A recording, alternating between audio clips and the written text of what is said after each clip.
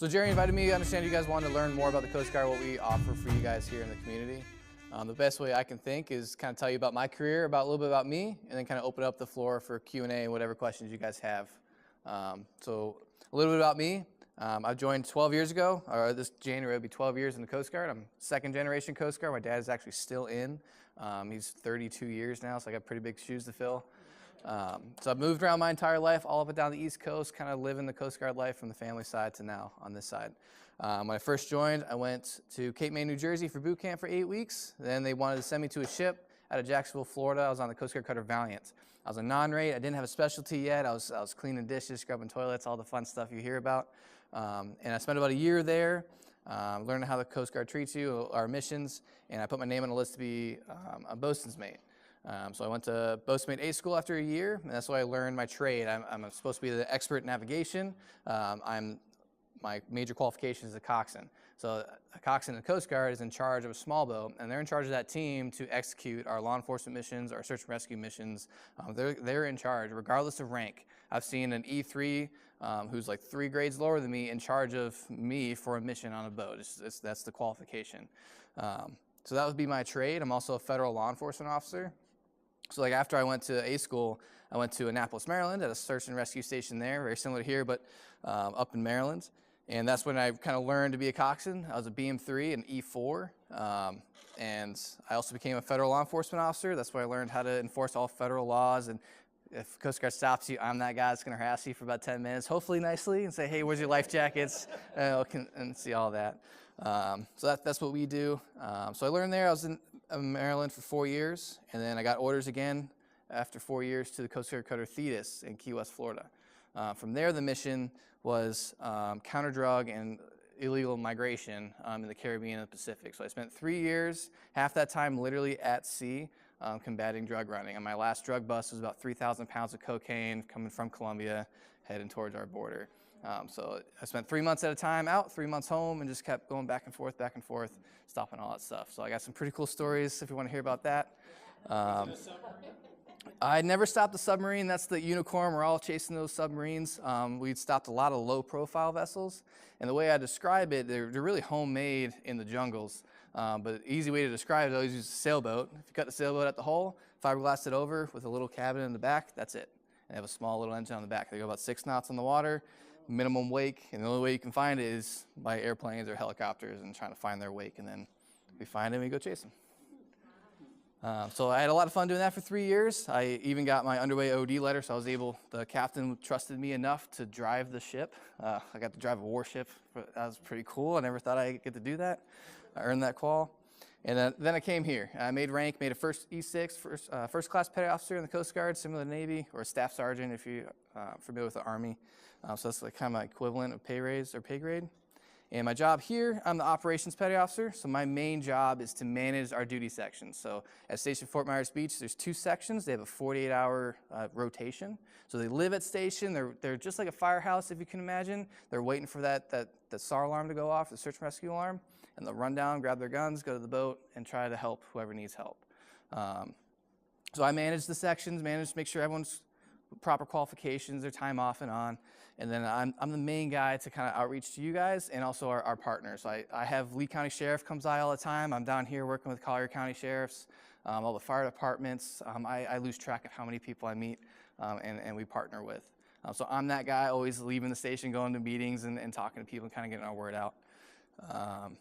And that's about it. I think a lot of questions might open up more about what I do in the station, but with that, so quick synopsis of me, and I'll open up the floor for questions. That's cool. Where's the station you're at here in Naples? It's in Fort Myers Beach. Oh, Yep, and then we're looking to work with our Coast Guard Auxiliary here in Naples. In the past, we used to send a boat crew down, and they'll spend the weekend down here and put more presence, because it's about 2.5-2 hour drive for us to get down here. And I got to worry about fuel, and then my guys have so many hours on it.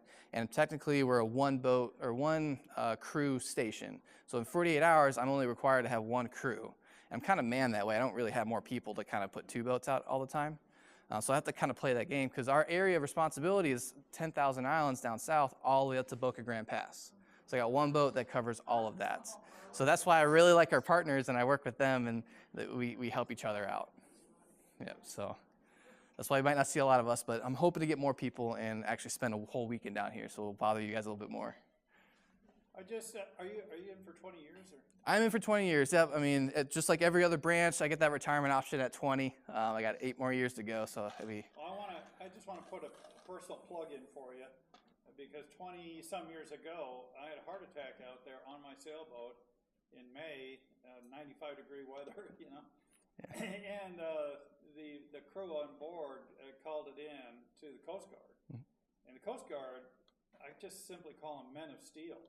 Really, they came out. I think they had 3 big 400-horse engines on the back, or maybe it was, I think it was 3. We used to, yep, they're 33 feet long, 300 horsepower Mercury engines. Big, and there were like 4 or 5 guys, and they came, and they kept the boat kept on going at 6-7 knots, heading for the beach, you know, and they pulled right up alongside. They jumped over, they grabbed me, put me there, and off we went. And next thing I know, I'm rolling down the dock on a gurney. And you know, I owe it to the Coast Guard. I'm glad we were there for you. Yeah, appreciate it.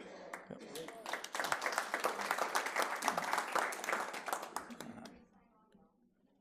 Any other questions or? How frequently are you called out, and what kind of calls do you go out? Any call you can imagine, any call that someone will call 911 for, we've probably seen it or dealt with it at some point.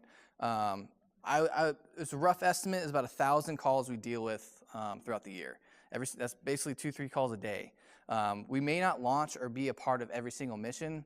And something that's super unique about these surrounding counties is Lee County started it, and it's growing to Collier here and up in Charlotte. It's called MERT, Maritime Emergency Response Team, or I'm sorry, Task Force.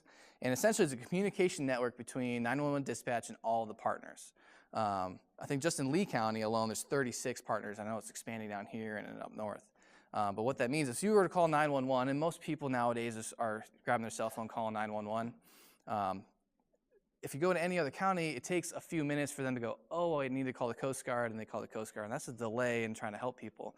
Now 911 dispatch centers know they'll answer the initial questions, and then they're immediately notifying every single agency, regardless if it's law enforcement, medical, or whatnot. So we will initially act and respond, and if there's a case down here, but Collier County Sheriff's like, oh, I'm 5 minutes from on scene, we're standing by, because it's 2 hours for me to get here. So we work together, and if they need a search pattern or need assistance, I can help them that way as well. So I might not be responding to 1,000 cases, but we're actively involved in about 1,000 cases a year. I'm out on the water a lot, and I hear the radio dispatches on 16.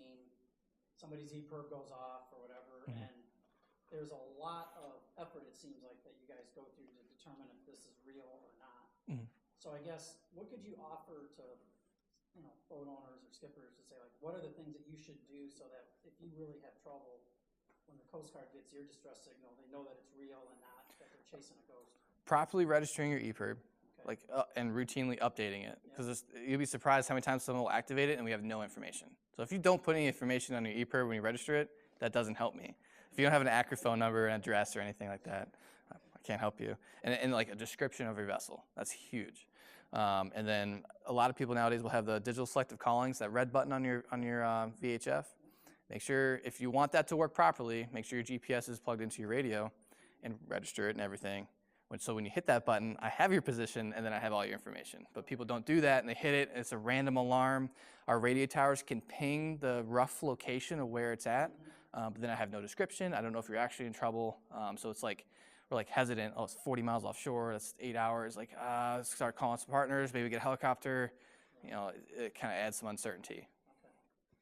What is the process from your end if somebody on board, let's say I get thrown overboard, my poor wife is there alone, she hits the red. That will never happen. She hits the red button. What's the communication coming from you? So if I can hail out, it's going to be vessel in distress in this position, right? Or hopefully have you name your vessel or whatnot. So we'll call out to you. And then we want 5 questions answered right away. Like, how many people are on board? What's the nature of distress? Like, why you need us? Description of your vessel, the position you're in, and life jackets. Make sure you're wearing the life jackets. And if you're close enough to land, I want a phone number as well, because radios, as we know, can get spotty. So if I have a cell phone, it's a secondary means of communication. I can talk to you. And then from there, I am running out the door trying to help you. And then we have a bunch of follow-up questions, kind of keep you on the radio, make sure you're accurate information. like more of your name, all the names on board. But that's the 5 questions I really need to know right off the bat. And can you describe your new station up in Fort Myers Beach? Because you're in that now, right? Oh yes, we got spoiled, so thank you, taxpayers. So before, if you weren't, it was an older building, I think built in the 70s, I believe. It was 1 story, very small. The garage couldn't even fit one of her boats in it. There's mold issues. She was ready for some refurb, and it was scheduled before the hurricane. We moved across the street to Moss Marina. They housed us for 3 years over there in trailers, and unfortunately we were still there during Ian, so we got wiped out like everybody else. But the new building, she's 3 stories tall. She can withstand 150-mile-an-hour winds. She's flood-proof to like 16 or 18 feet. There's 2 very large garages or work bays. One's just for maintenance. The other is just so I can wash the boats, so we don't get all our pollution into the water. And then upstairs, a nice gym, a huge galley. The cooks are amazing too lately. And then the third story is a bunch of berthings. I'm used to a ship where there's 21 people sharing a very small space. It's 2-man berthing rooms with lockers. It looks just like a small hotel room. And then a large, we call the bullpen, all the cubicles, and that's where I'm sitting half the day on a computer. And then in the corner, right in the windows, if you see it, if you're at that mooring balls, the corner that's facing the mooring field, that's our watchstander if you look at the windows. So I'll have a guy sitting there listening to the radios, waiting for a call. But it's an amazing building. We still got some contractors touching up a few things, but we're fully moved in and ready to go. Do you do any collaboration with CTO or Towboat US? Direct, like training or collaboration, not that way, no. Doing search and rescue, or just, the boats out in the water, we're in storm season, I imagine you guys are, pretty well taxed. Yeah, I haven't seen them actively partake in like search patterns or like a prolonged search. They have a business, so if they hear someone broken down, I usually see them on scene as well. Like if it's something non-light threatening, they're usually out there. We will contact them for you. So if it's a non-distress or non-life threatening situation, like if you guys run out of gas, your engine breaks down on a beautiful day, no seas, and everyone's going to be okay, by law, by Congress, made a law that I can't interfere with commerce. I can't interfere with their job, because if I towed every single person in, CETO wouldn't exist. So we have to let them be able to have a business. So if it's non-threatening, we have a 10-factor list that we go through to make sure that your life's not in danger. If you can wait an hour or 2 for CETO, we'll let them handle the case, and we can issue. Life endangerment would be. That's in a nutshell description, and every single case is different, and it's based off the officer of the day that's on duty. There's a command duty officer and Sector St. Petersburg. We're all talking and determining our apprehension, like can they sit or is it life-threatening, and we go through that 10-factor and determine whether we deem it a distress or not.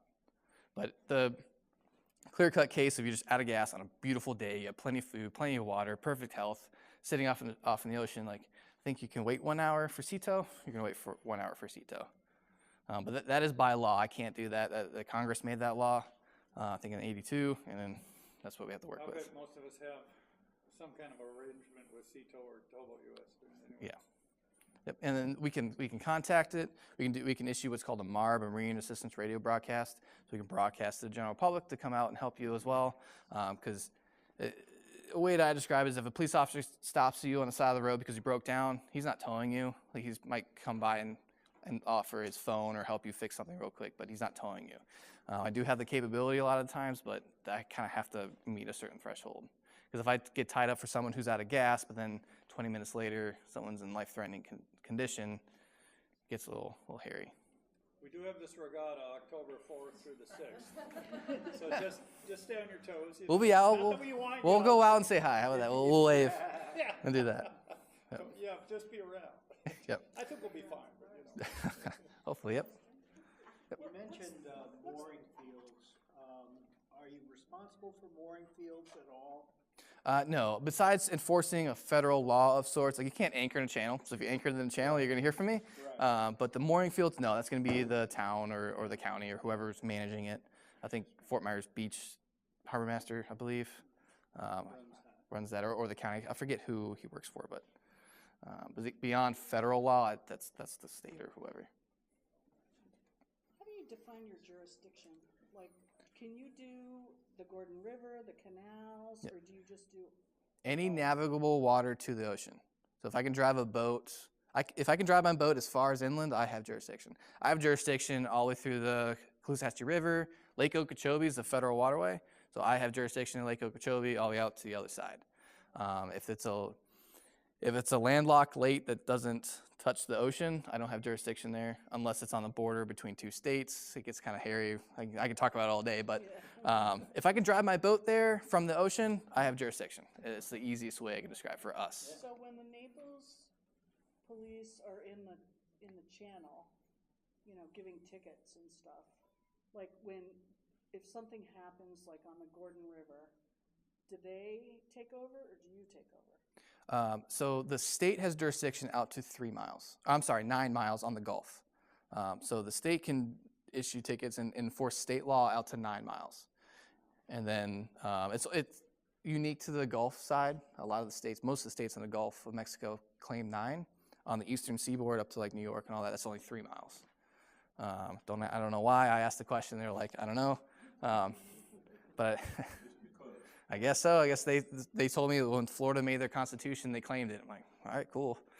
And then so generally my major enforcement starts beyond 9, and then state law kicks in kind of before. There is overlap, so I can board you right outside the mooring fields or whatnot.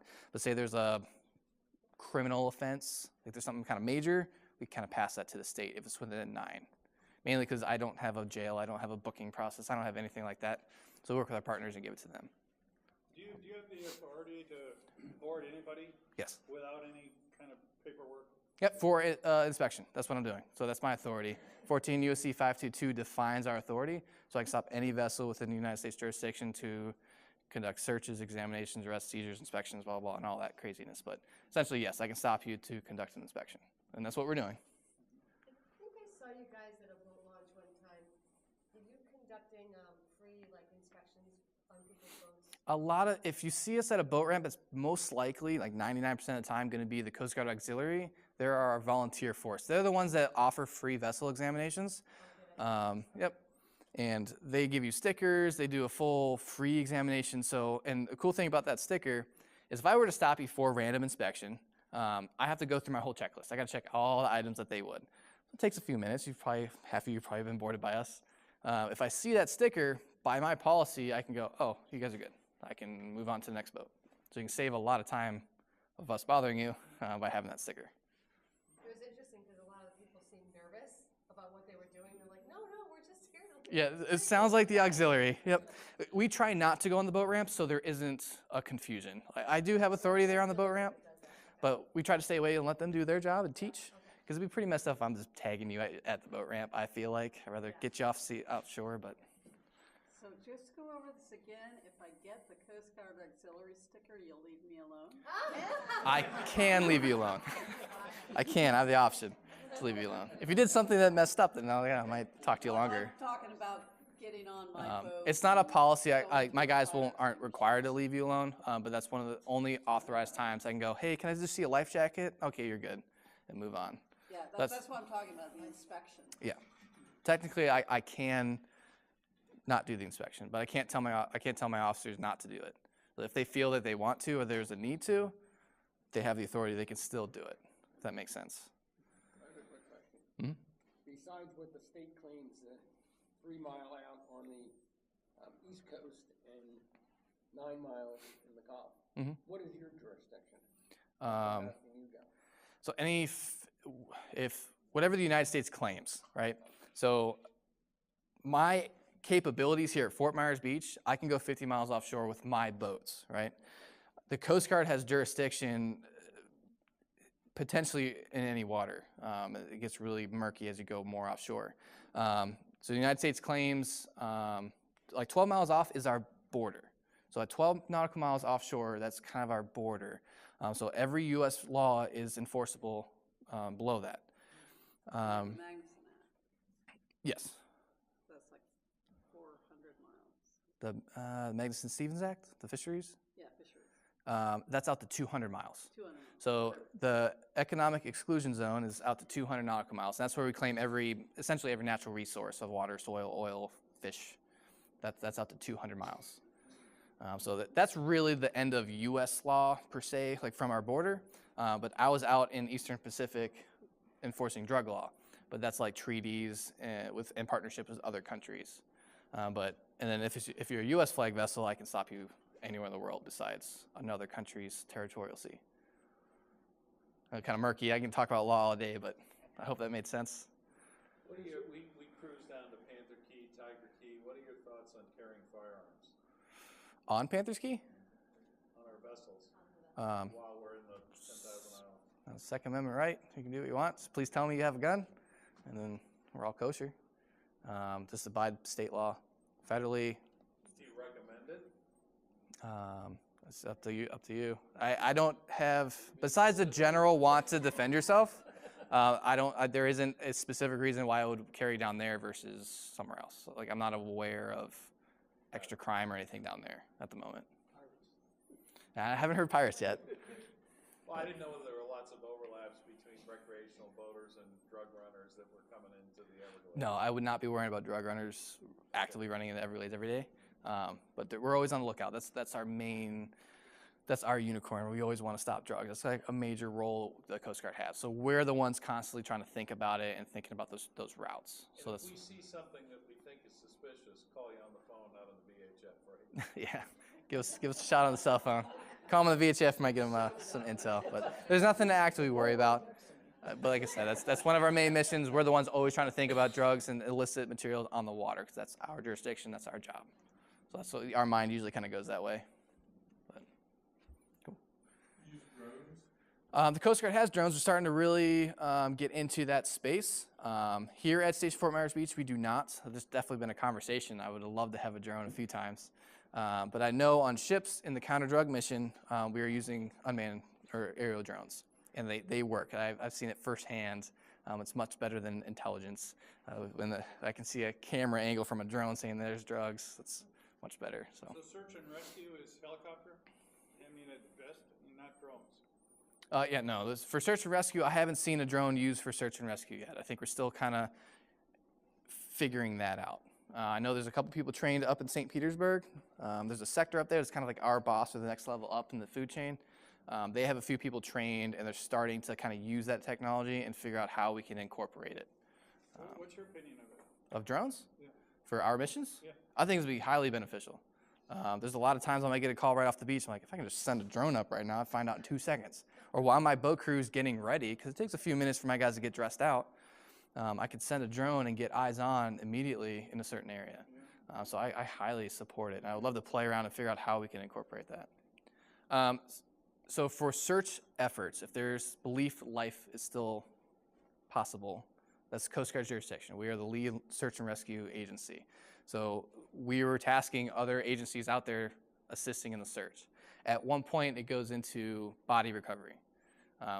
There's computer systems and all that. They can determine the probability of life after a certain point, on top of the story and what we think happened and everything. And then people way higher than me, who get paid a lot more money than I do, make that decision on whether we need to stop searching or suspend a case. We'll never cancel, we'll never close a case if we never save somebody. It's always suspended. So we'll suspend the case and we'll go out. But I know it got suspended, and then the families got notified, and then now it's more sonar and body recovery, unfortunately. Do you work at all with the Civil Air Patrol, search and rescue, or Border Patrol? Border Patrol, yes. I haven't worked with the Civil Air Patrol, but there's been a couple conversations. But we do have Coast Guard Auxiliary Air Support. So we usually tend to go there, but I know they have the Coast Guard Auxiliary Air has connections with the Civil Air Patrol, but I directly don't. What about aerial assets? What's the criteria for when you're going to say helicopter out for a rescue versus boat? Distance, time, speed. If they're very far offshore, my boat can only go like 45 miles an hour. It's just my big one that can go offshore in like really bad seas. She doesn't go very, very fast. Not like the one that picked you up, sir. She's a little slower. So if I'm going 50, 60 miles offshore, it's going to take a while. where that helicopter can get on scene and actually put eyes on. Because you believe it, like over the radio, it's hard to determine and picture what's going on. So once we have our eyes on it, we can dissect the case much faster. And they have rescue equipment on board as well.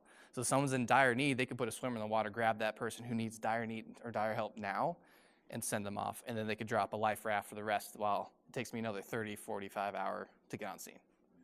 So that, again, that's above my food chain. I don't have control of helicopters.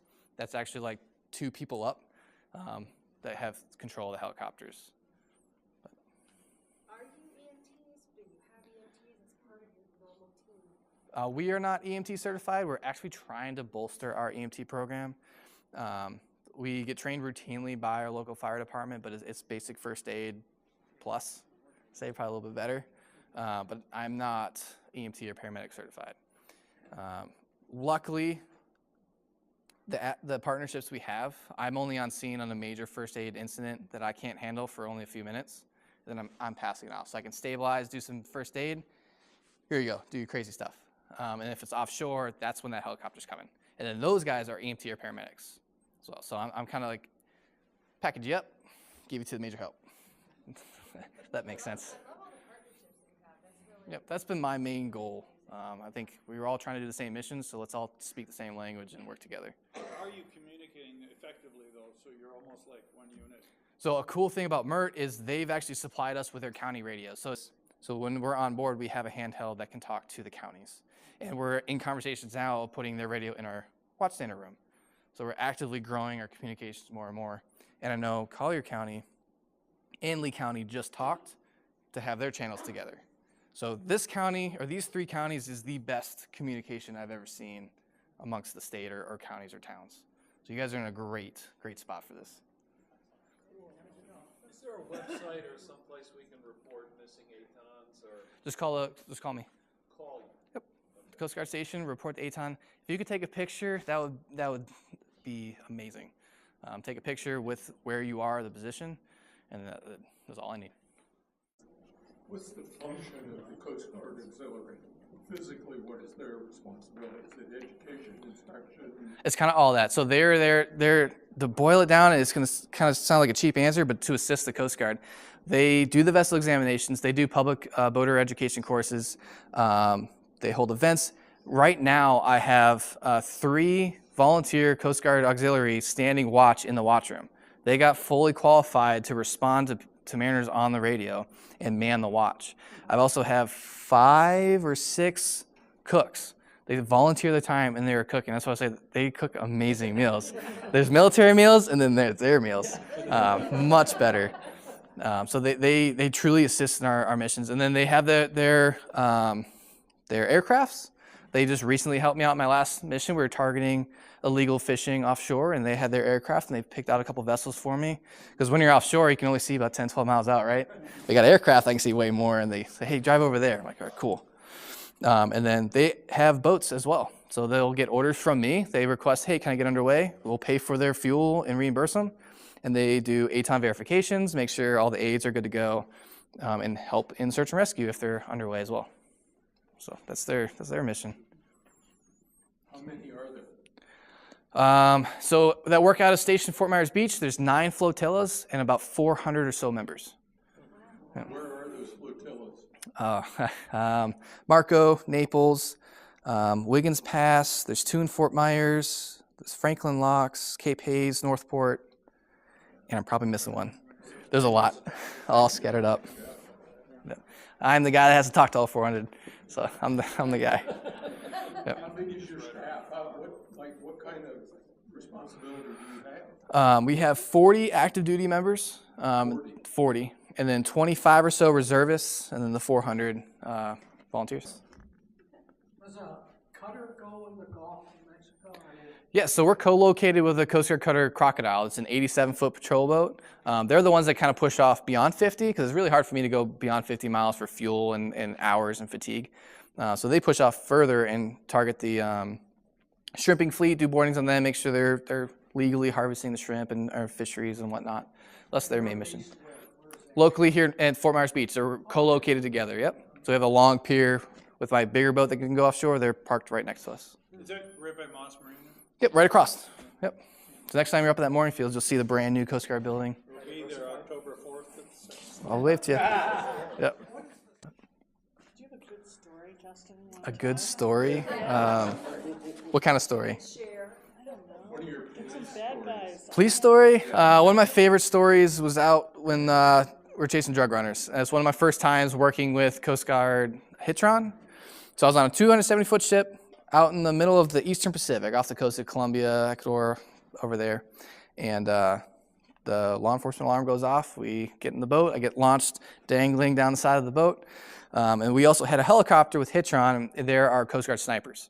So they're the ones that go super fast, go check out the boats. They're the ones that go through all those steps. They'll shoot out the engines. And I'll be coming up with the team.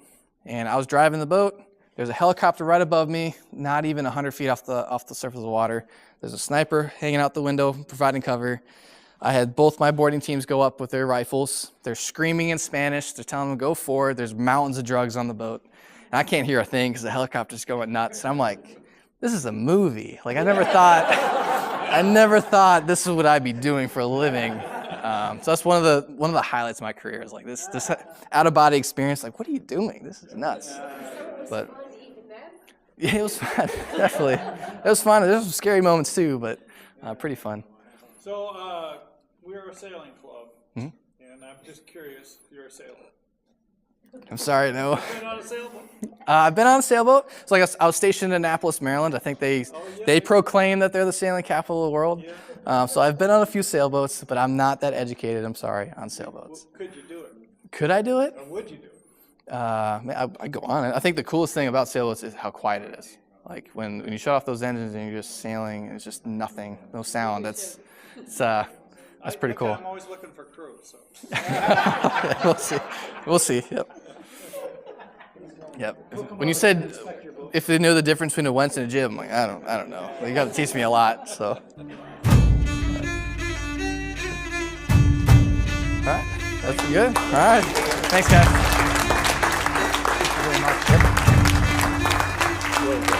Well done.